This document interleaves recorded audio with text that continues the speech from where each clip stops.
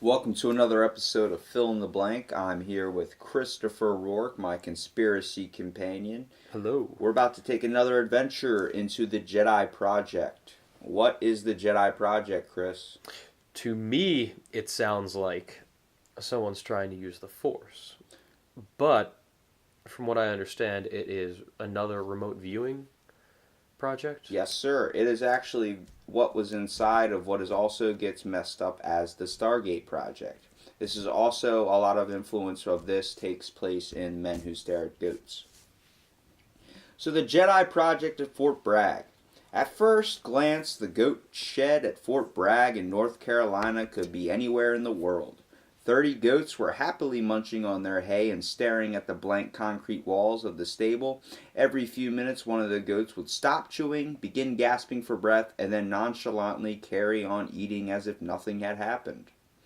In an equally nondescript room next to the shed, a young sergeant in combat fatigues was staring at the goats through a window fitted with one-way glass.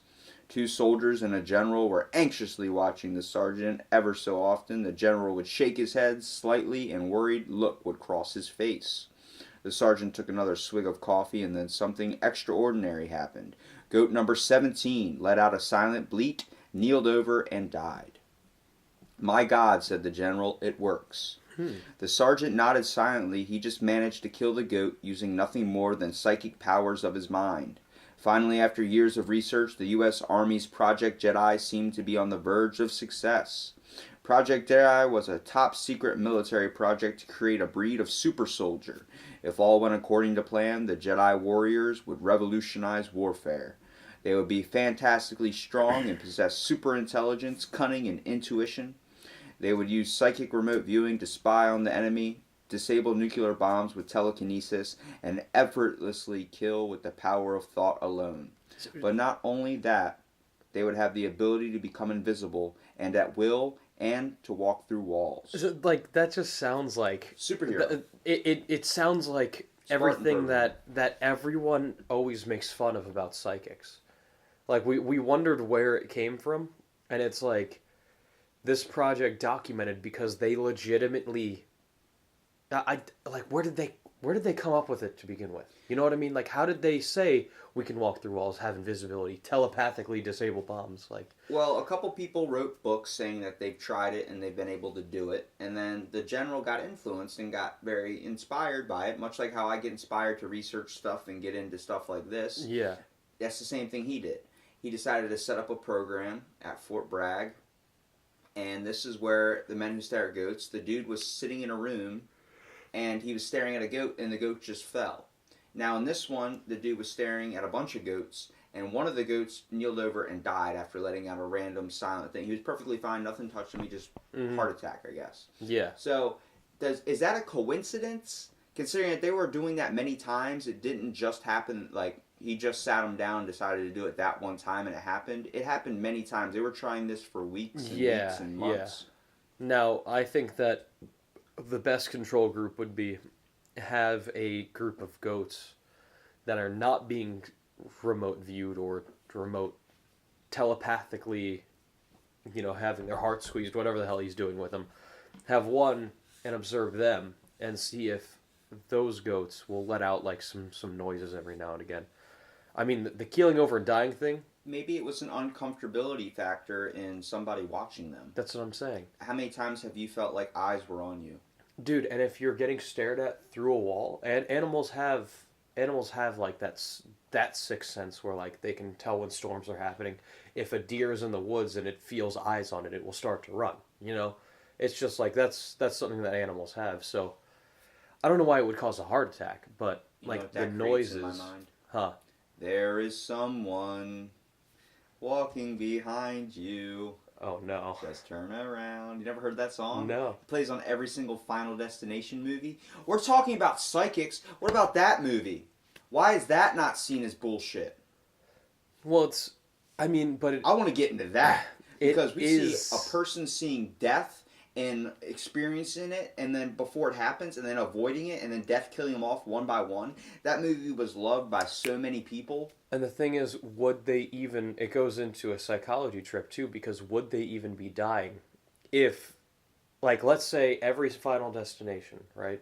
They avoided death, and then someone dies, and now the rest of them freak out because they think, "Oh, we avoided death. Death is coming for us."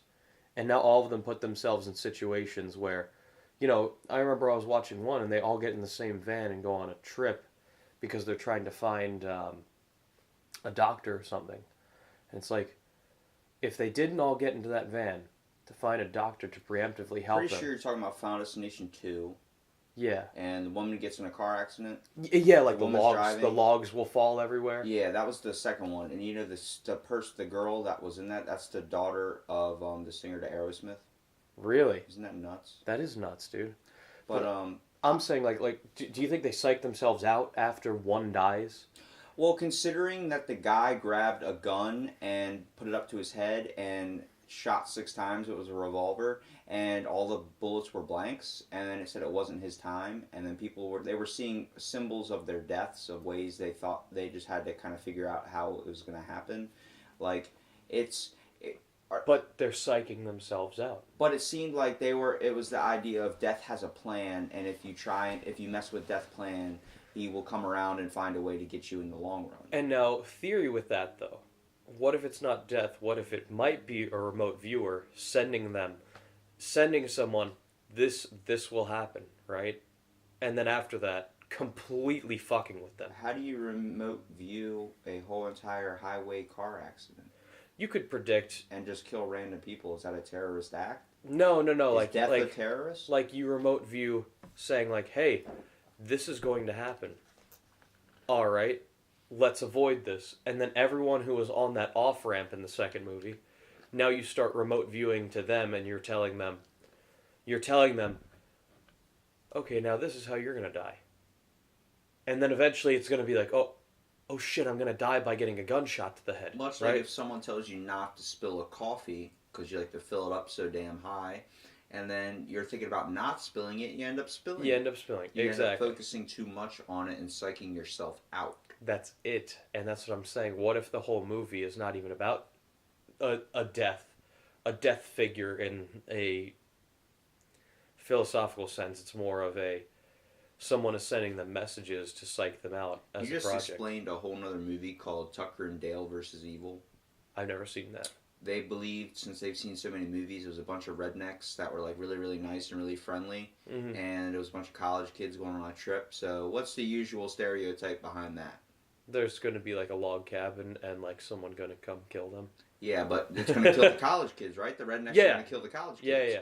Well, it's the complete opposite. The college kids thought that in their heads the whole time, and then they tried to take out the rednecks and ended up killing themselves. Like the one dude's working, a redneck's throwing logs into a wood chipper, and the kid runs up behind him with a knife, and the dude bends down to pick up a log, and the kid jumps to tackle him and jumps right into the wood chipper. And the dude turns and sees the guy in the wood chipper. He's like, "We got college kids committing suicide all over our lawn. It's a damn suicide pact." Like freaking out like that. Like it's the complete opposite and cracks jokes on it. It's the whole point of the basis behind it is don't judge people. Don't judge a book by its cover. Yeah. You know what I mean? I mean, oftentimes the rednecks in the creepy woods that are drunk and shirtless are probably going to hurt you, but they don't always assume. Yeah, exactly. Well, get to know them first. I mean, if they're out doing work, party. Yeah, if they're out doing work and you're like, hey, you want a 6-pack, and they're friendly about it, it's like, okay, I have nothing to worry about now, you know. But either way, like the psyching out thing, right? I mean, remote viewers could be psyching people out like that. You never know. The whole idea of creating a breed of super soldiers, being able to walk through walls and just killing people by thoughts, it seems like a movie, but is that possible? Even more bizarrely, the fruits of the Project Jedi and several other clandestine paranormal projects were actively used in battle and are almost certainly being employed in war on terror and the hunt for Osama bin Laden. You have to understand, says Sergeant Glenn Wheaton, a Special Forces soldier seconded to the Project Jedi, these ideas were not considered wacky. They were seen as the next military frontier. We needed to know whether it was possible to use paranormal forces for military ends. We also needed to know how to protect ourselves should they be used against us. Back in 1983, Major General Albert Stubblebine III was the height of his power.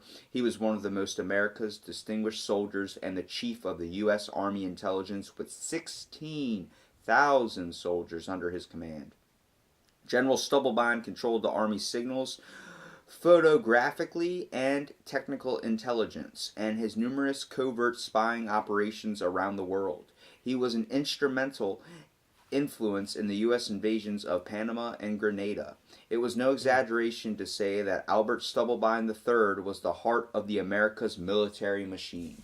So a highly respected general believed this. So you got to take that where it stands. If he comes to you saying there's psychic viewers and people with Jedi powers, you're believing him because of how just respected he is in our military. Mm-hmm. He's got the stars to prove it. Yeah, yeah. He was also a man who tried walking through walls. I mean... Does that discredit his stars? No. You see, he's got this giant office at the head of the CEO, and he's, instead of golfing like most of them are doing, or... he's trying to figure out a new frontier. That's... I mean... He's an adventurer. He's a Christopher Columbus of the psychic world. Exactly. So visitors to General Albert Stubblebine's offices at Arlington, Virginia, tell him repeatedly walking through walls only to bounce painfully off of them. In his mind, there was never any doubt that the ability to pass through solid objects would one day be a common tool in the intelligence-gathering arsenal. Nonetheless, he was continuously frustrated by his own inability to walk through walls. He says, "I still think it's a great idea. I simply kept bumping my nose on the wall. It's a disappointment. Same with the leviation." So I'm hoping he was just walking slowly into them, but he said he was trying to run. So... Imagine being the dude next to him. Imagine like the office over. You gotta have like a plastered wall. I would just have like a wall that was like paper, so when he hit it, he'd go through it and not knock himself out. Because in the movie, the dude just gets up, stares at, and I actually got this wrong. He's not Jeff Bridges. He's the guy that played in Avatar, the military guy. The one that tried to kill everybody. That's General Albert Stubblebine. So he gets up in the middle of the thing, stares at the wall, and just runs headfirst into it and bounces off it and knocks himself out. Like right when a woman walks right into the door. This is a real thing. Yeah. You see that movie, like that's a freaking joke. That's a comedic effect. Yeah, exactly. Hopefully they had a plaster paper wall, because if you're running head first, I'd rather have the dude, like, you're sitting there typing on a computer and all you see is your boss superior breaks through the wall behind you, like, damn. And you're like, you alright? Yeah, I'm good. Alright, well, we'll put the wall back up in like 10 minutes. Yeah, exactly. Get the construction crew. He did it again. Someone get on the phone. So in the late 1970s, General Stubblebine became convinced that America's next war would be fought with psychic powers of the mind, as well as with conventional bombs and bullets. His reasoning lay in the numerous covert psychic projects, all with bizarre names, that the U.S. military had secretly funding for decades. Very few in the military had heard of the Stargate Project, MK Ultra, and Project Jedi. General Stubblebine, however, had been following them intently and funding some of them lavishly. So he's spending his own personal money to put into these programs. Yeah, that's pretty good. That's, at least you take that as like, at least he's not taking the government's money or taking your tax dollars. He's paying as much as anybody into it. So the military initially focused on remote viewing, the scientific term for clairvoyance in ESP. They reasoned that training soldiers to view distant locations using nothing more than power of their mind could be immensely useful on the battlefield, and then so they created the Stargate Project to explore such phenomena. One thing I have to bring up is when I suggested a topic to you through a text about this, you said remote viewing. You should look at this. Like you were just suggesting one for me to look up. And then I sent you one. This is the one I'm reading right now, and it was Project Jedi about remote viewing. And you're like, dude, no way. I'm like, dude, I'm researching. I just was learning it as you told me to research it. I was like, did I remote view you? Something told me in my head to do it. So, I mean, or to say, at the moment, like something just popped in and said remote viewing. Maybe that was a coincidence, but that was weird that it happened right when we were doing this project. I think that's a part of like, I don't know if remote viewing would be labeled as psychic, right? I mean, because... Do you believe that it's remote viewing? Or maybe, since we've been hanging out so much, that it's our brain waves getting on the same link. I think it's brainwaves. I mean, have you heard? Much like when When- girls are when- menstruating and they both sync up or do whatever. Yeah, that and is. that's definitely something primal and has to do with some sort of wave. I mean, analog waves are all around It's us. like a hormonal. That plant, that light, are all releasing analog waves right now. My microwave releases it. I got to stop leaning over and looking at what's cooking in there. Yeah, I'm pretty that's sure that's not good. Well, And we got a crack in the microwave, so oh yeah, no, you should definitely you got to stay run away to the from other that. room when you're heating up a hot pocket. Definitely stay away from that. But yeah, I think. It might have been a coincidence, dude, but it's a freak Well, coincidence. do you hear that when people anywhere in the world, when there is a shooting or a mass death that happens, people all around the world actually feel it beforehand?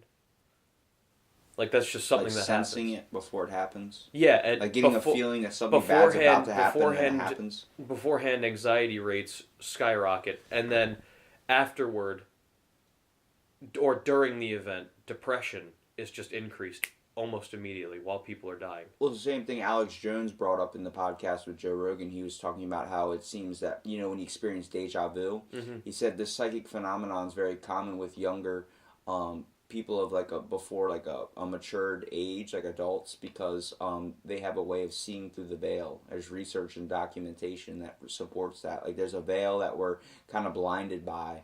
Seeing through the veil. Yeah, like being able to tap into another realm. Like people that have experienced DMT or go on psychic trips or taking spiritualistic journeys with like meditation or type of enlightenment that monks do, or just if you're going to Burning Man or something, they're talking about seeing another creature of another world or seeing glimpses into the future of what history or something, or seeing past lives. The whole idea of reincarnation is that's a psychic ability type factor, but they're talking Do you about. want to do one on deja vu after this? Sorry, viewers, but after this, do you want to do research on deja vu with me and do this?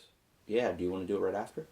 I don't know much about deja vu. Like, we have this all planned out I have right a now. computer. Okay, I mean, if you want to do that, we definitely For can. sure. Okay, anyway. But is that we're trying to get more content out for you people out there. Yeah, exactly. No, but we're remote viewing another topic. No, but it's crazy to think that I have experienced deja vu. I've had sleep. I've had those types of things. I don't want to get into that aspect if we're going to do a whole series or episode on it, but it's not out of the realm of possibility to understand how these generals could even think of this, and how the CIA. It's not ridiculous now that I'm starting to actually look into it. It's not ridiculous. I think the way that we're approaching it is ridiculous, where it's like, okay, yes, this is a psychic ability. What does that mean? We can tell you that there are energies and waves all around us. Let's focus on consciousness, how to utilize it, and then maybe we'll figure out this step. You know what I mean?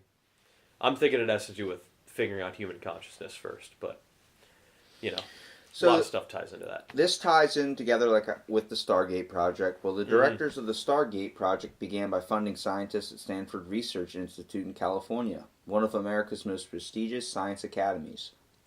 Very soon, Stanford played host to more than a dozen of psychic spies. Their skills were once demonstrated to President Jimmy Carter when they were used to search for a downed aircraft. The remote viewers use a deceptively simple method based on what is known as the Ganzfeld Technique. The psychic spies induced an altered state of consciousness by seating themselves in a soundproof room and wearing earphones playing white noise. Ping-pong balls sliced in half were placed over their eyes to obscure vision. The whole room was bathed in soft red light. The map coordinates of the target would be written on a piece of paper, placed in an envelope, and handed to the viewer. He would be allowed to touch the envelope, but forbidden to open it.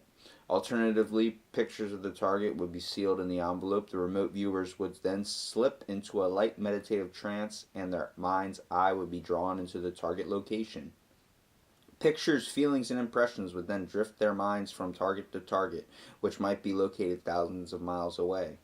To an outsider, this approach might appear to produce only hopelessly vague results that were no better than guesswork, but then by scientists investigating remote viewing found them to be surprisingly accurate, and the military found them useful too.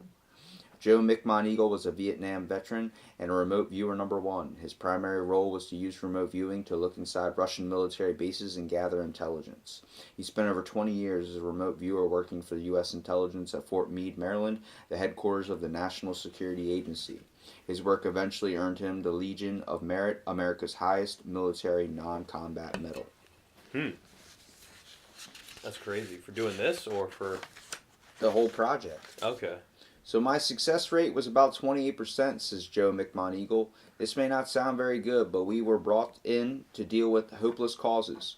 Our information was then cross-checked with any other available intelligence to build up an overall picture. We proved to be quite useful spies. The military was content to use psychics merely to gather intelligence. They wanted to go further and use them for offensive purposes too.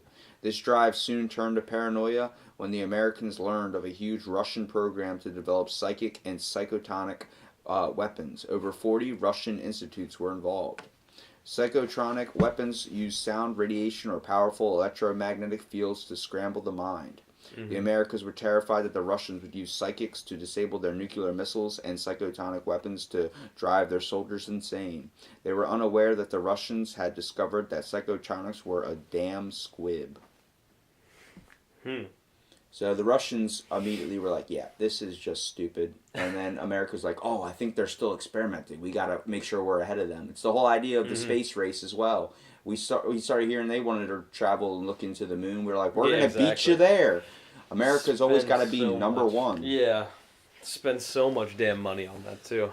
I mean, it's you definitely want to get a heads up on things, man. You definitely don't want, to be able to create this nuke and then launch it, and the next thing you know, someone's got the best defense against it, having one dude control it with his mind and blow it up in orbit before we can even get it hit. Exactly. So it's the whole idea that powers us forward, much like curiosity, is war. Seems like where war's never going to be ending, it also is never going to be stopped being researched in more effective ways of trying to better ourselves than the other person. It's all that alpha characteristics that we all experience. Mm-hmm. So in any case, American laws and ethics forbade the development of psychotonic weapons. So they focused their attention on such psychic abilities as psychokinesis, the supposed power to move objects using the power of the mind. American psychics were soon tasked with manipulating the innards of Russian computers and erasing their hard disks. They were then asked to interfere with the detonators of nuclear weapons and interrupt the guidance systems of missiles. All of this work is still highly classified. So did they effectively do it, or was the government keeping it classified because it's so ridiculous to even think that they could try and do that? Yeah, I don't know which one that is, but whenever we talk about things like this, you also have to realize that what we see is 20 years prior to what is actually going on. So it's probably a little bit more advanced. Yeah, how do we know that they stopped working on it? Maybe they just told us that. That's what I'm saying. And how do we know, the stealth... Well, this project is just disbanded. Mm-hmm. That doesn't mean that they didn't change their name to it and give it a whole nother outlook on things. Exactly. It's hard to think they would just stop here after funding this much research. Yeah, exactly. Exactly. So, all the information is still classified. Things soon turned out far more sinister. The military began studying the power of human thought to inflict damage on living creatures. In technical parlance, it's known as DMILS, which is also known as direct mental interaction with living systems. It's the basis of spiritual healing, and its flip side, the Gypsy Curse. So the idea... You ever seen the movie Thinner? No. Where the dude kills a gypsy, gypsy man, or I've heard the story. It's a gypsy woman, yeah. And then he goes thinner when she's dying. She rubs his side of his cheek, says thinner, and then he slowly starts losing weight and dramatically goes from 290 pounds to 100 pounds, and then gets really sick, coughing up blood, can't function. Oh my God. It's known as the Gypsy Curse. So, a gypsy curses you. You are cursed. You are cursed. They're all about cursing and stuff like that. Not cussing, but cursing. Mm-hmm. And then there's the whole spiritual healing aspect, which is moderate down here, too. I mean, for God's sakes, I've met a couple Reiki energy healers. Not that I believe all into that factor, but it's not out of the realm of possibility of lining yourselves up with chakra if you read more into it. Mm-hmm. Like I said, anything's open to interpretation, but how deep are you willing to go to research to find out and make whatever you might think notion of being stupid relevant? Yeah, exactly. So, with the whole idea of the Gypsy Curse, in the late 1960s, American scientists discovered that focusing bitter, vindictive, and negative thoughts on mold, the scientific equivalent of the Gypsy's Curse, inhibited its growth. In one study out of 194 mold samples cursed, 151 showed retarded growth.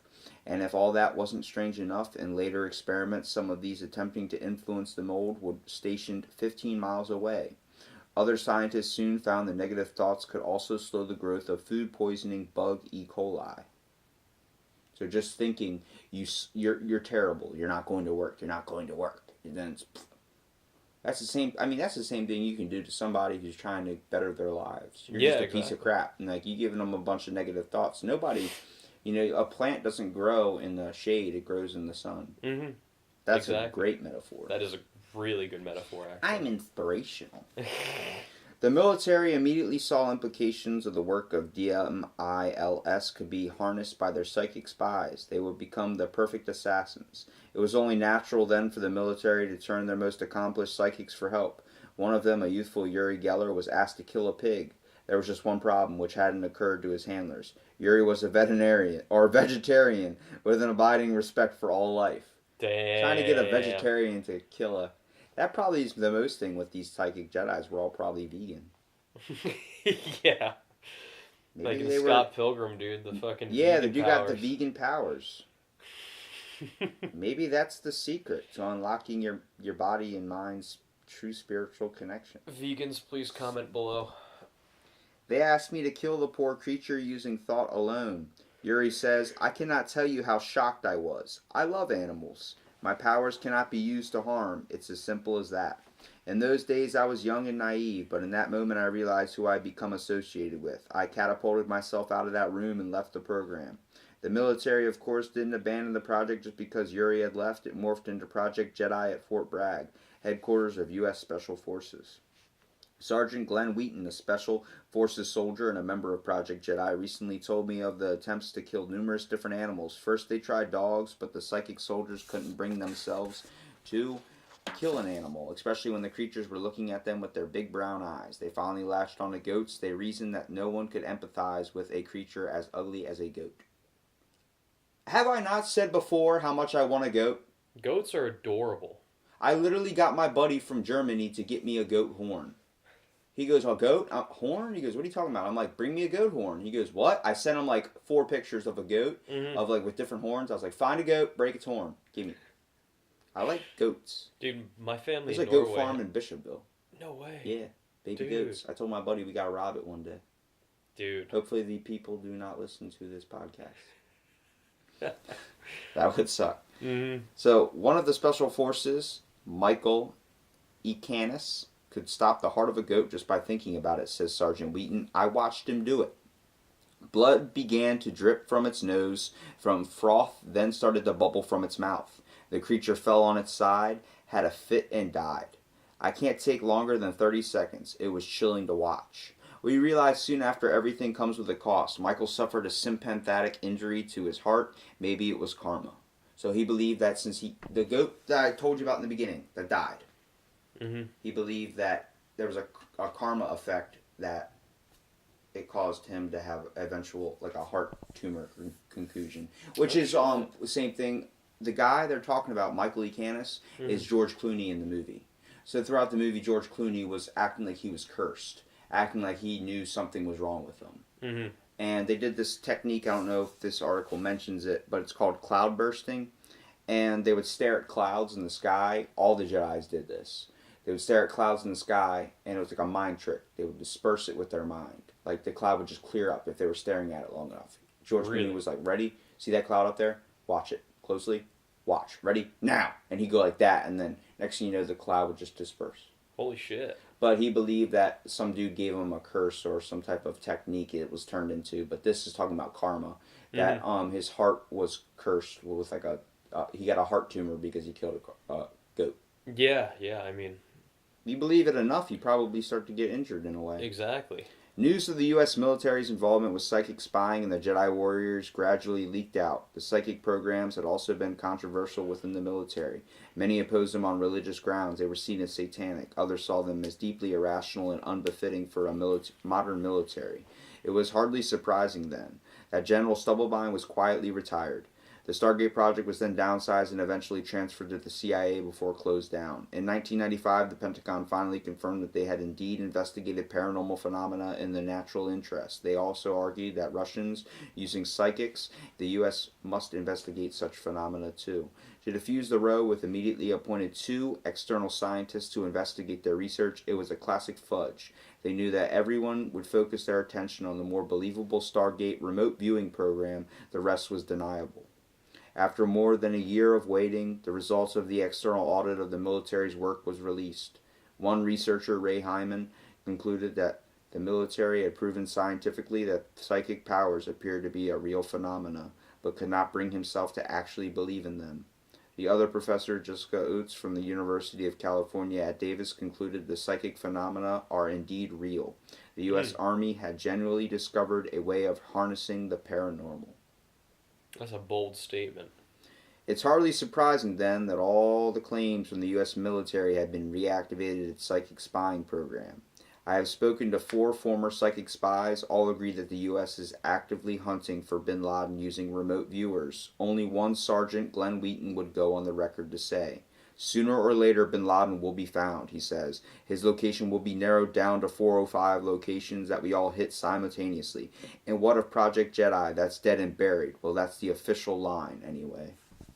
Yeah, exactly.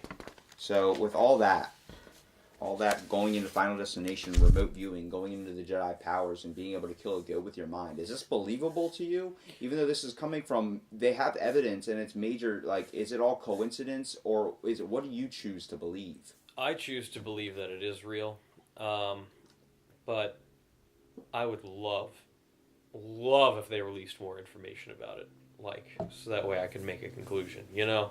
What makes it very believable in my mind is that we do have people that have psychic abilities in a way. You see it on a day-to-day basis. But it says that there's more evidence, but it's classified. Exactly. That's what brings the whole aspect and curious thing. If it was not classified, if it was all open and it was all proven, like, hey, even if they falsified evidence, if you prove it wrong, it's going to end people's curiosity train. Mm-hmm. But you're leaving it open to interpretation. It's much like a work of art. I think it's either a bold or a selfish decision, depending on... Do you think they're protecting us? From? Do you think some of us don't understand the full... Maybe it would... if we knew that there were people out there with secret powers, we'd all come out as saying, we all have secret powers. We all have secret powers. Yeah, it's probably like a don't want to have crying wolves. So if there's no evidence on it, maybe it might still inspire or be able to find the true psychics. Maybe that's the whole government's interpretation of that scenario.